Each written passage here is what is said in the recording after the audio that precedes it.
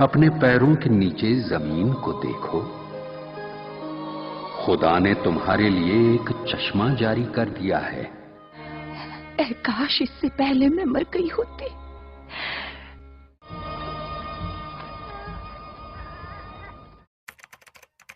اللہ تبارک و تعالی نے حضرت مریم سلام اللہ علیہا کو پسندیدہ اور بہترین خواتین میں شامل کیا ہے، جیسا کہ سورۃ آل عمران میں ارشاد ہوتا ہے کہ جب فرشتے نے کہا اے مریم تمہیں اللہ نے چن لیا ہے اور تمہیں پاک و پاکیزہ بنایا ہے، پس تم اللہ کی عبادت کرتی رہو، اللہ نے تمہیں بہترین خواتین میں سے قرار دیا ہے، پس تم سجدہ کرو اور رکوع کرنے والوں کے ساتھ اللہ کا رکوع کرو۔ جناب مریم دن رات خداوند متعال کی عبادت کیا کرتی تھی، یہاں تک کہ مشہور ہو گیا بنی اسرائیل میں کہ جناب مریم بہت ہی پاک و پاکیزہ، عبادت گزار اور متقی خواتین میں سے ہیں، اور لوگ بہت آپ کا عزت و احترام کیا کرتے تھے، یہاں تک کہ وقت آیا کہ حضرت جبرائیل علیہ السلام بی بی کے حجرے میں تشریف لے کے آئے تو جناب مریم انہیں دیکھ کے ڈر گئیں، خوف زدہ ہوئیں، کیونکہ حضرت جبرائیل علیہ السلام ایک انسانی شکل میں تشریف لائے تھے۔ حضرت مریم دیکھ کر کہنے لگی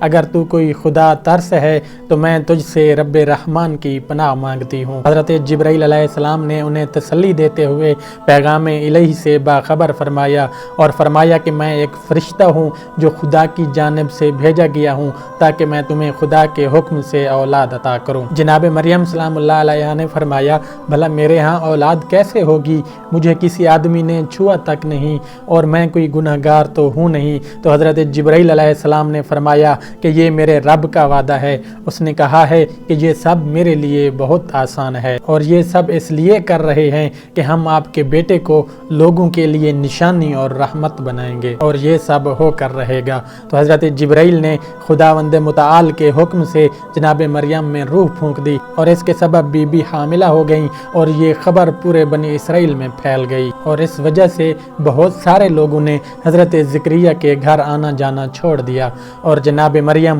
بیت المقدس کو چھوڑ کر ایک مقام پر جا کر رہنے لگیں۔ آپ اس مقام پر پہنچی تھیں کہ آپ کو درد ذہ شروع ہو گیا، آپ نے ایک درخت کا سہارا لیا اور اس کے تنے کو پکڑ کر بیٹھ گئیں۔ آپ جس درخت کے پاس بیٹھی تھی وہ ایک کھجور کا درخت تھا، اور جب جناب مریم اس کو ہلاتی تھی تو ایک معجزے کے سبب سر سبز ہو جاتا اور وہ پھل دینے لگتا۔ جناب مریم درد کی وجہ سے پریشان تھیں اور بدنامی کے ڈر سے ایک مرتبہ کہنے لگیں کاش میں اس سے پہلے مر گئی ہوتی۔ اس مشکل وقت میں خداوند متعال نے حضرت مریم کے قدموں کے قریب ایک نہر جاری کر دی، ایک چشمہ جاری کر دیا، اور ندا آئی کہ اے مریم اس سے پانی پیو اور کھجور کھاؤ تاکہ تمہیں تقویت پہنچے اور پھر تم اپنی اولاد کو دیکھ کے آنکھوں کو ٹھنڈک پہنچاؤ۔ انہی حالات میں حضرت عیسیٰ علیہ السلام کی پیدائش ہو گئی اور جناب مریم اپنے بیٹے کو لے کر واپس اپنے گھر آ گئیں۔ جب بنی اسرائیل کے لوگوں نے دیکھا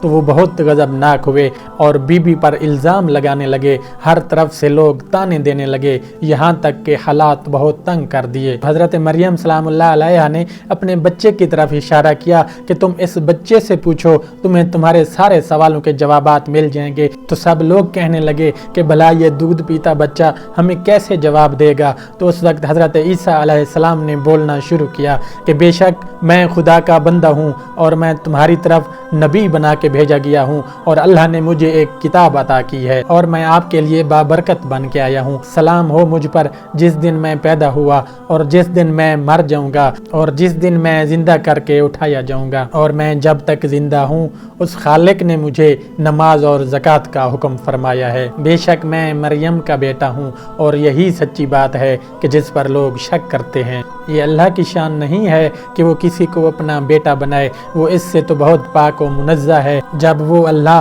کسی کام کا فیصلہ فرماتا ہے تو وہ کہتا ہے ہو جا، بس وہ ہو جاتا ہے۔ بے شک وہ اللہ میرا بھی رب ہے اور تم سب کا بھی رب ہے، بس تم سب اسی کی عبادت کیا کرو۔